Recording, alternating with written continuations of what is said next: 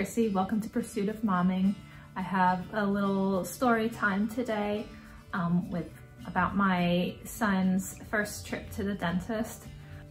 I am very tired. I had a rough night last night. No fault of the kids.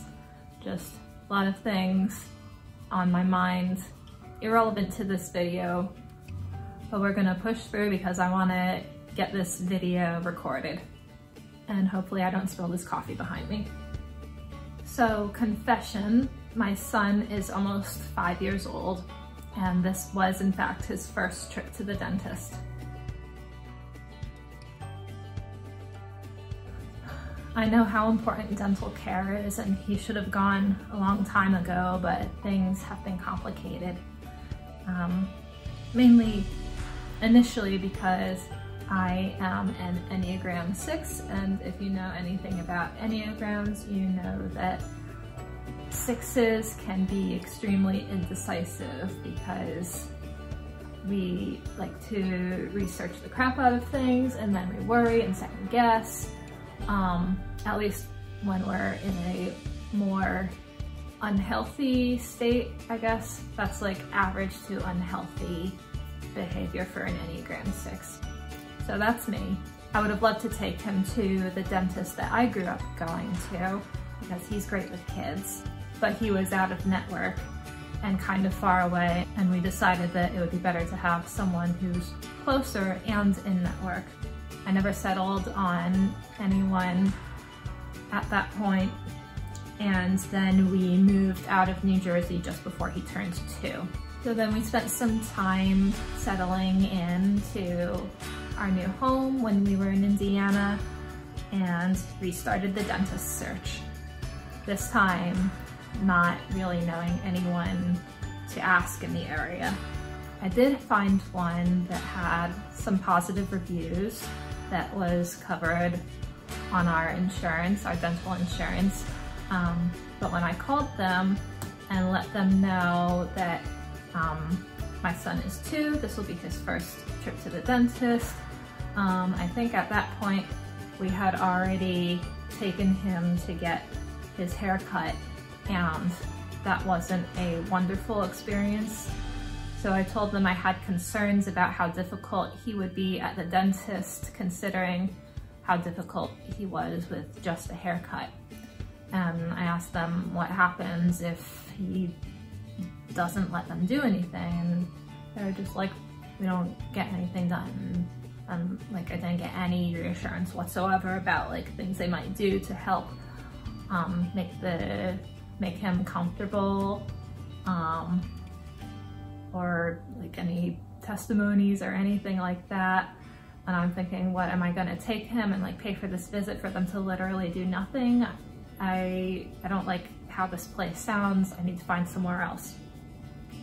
And then I couldn't find anyone that sounded any better, and then we didn't have dental insurance anymore.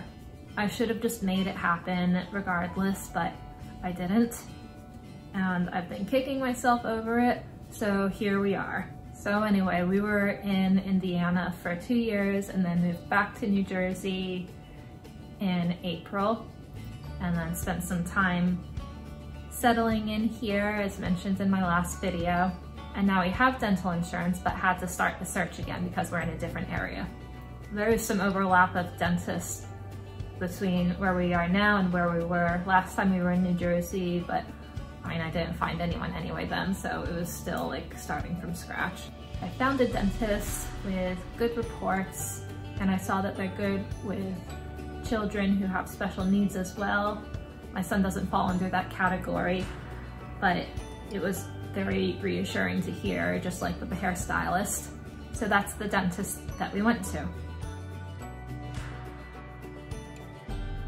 I actually feel like we prepared more for his hair appointment than we did for his dentist appointment, but we took a similar approach for familiarizing and desensitizing him. I showed him the dentist website so he could see what the office looked like and see some of the staff, and I talked about his dentist visit coming up as much as I could remember to, like when we were brushing his teeth or when we were changing the date on the calendar because we had it written down there. We didn't get any books about the dentist, but we watched a bit of the Daniel Tiger episode. So he got to see an animated version of some of the tools and an idea of what the office would look like and what the visit would be like. We did a little bit of role playing with the toothbrush, pretending that I'm the dentist, counting his teeth and brushing his teeth. I described the little mirror to him and reminded him that it was in the Daniel Tiger episode. And the pick, which I called the silver stick, and I said that they would use that for counting his teeth, and he was very excited about counting his teeth. And we even made a chart of how many teeth each family member has, which he recited to the dentist. And I also showed him our electric toothbrush, since that's sort of similar to the polishing brush. He was a little bit nervous about that, kind of like with the electric clippers for his hair appointment. So how did it go? Well, I made sure that it was going to be just me and Jonah at the dentist so that I could give him my undivided attention. He was a little bit nervous when it was time to go, but a little bit of bribery helped this time. I told him we were going to the dentist, and then after the dentist we're going to get donuts. So we got there, and I think he liked the environment of the waiting room. They did a good job decorating it. They had this like train theme. The dentist's office is called the Smile Express, so I thought that was cute. So they had that, and it was nice that it was a pediatric dentist, so there were other children in the waiting room. So when they called us in, the first thing they wanted was an x-ray, which I hadn't considered and did not prepare him for that at all. We didn't end up doing that because he wanted to sit in my lap, which can't do that for the x-ray. I also had set an expectation that he would be able to sit in my lap at the dentist, so I didn't think about all that.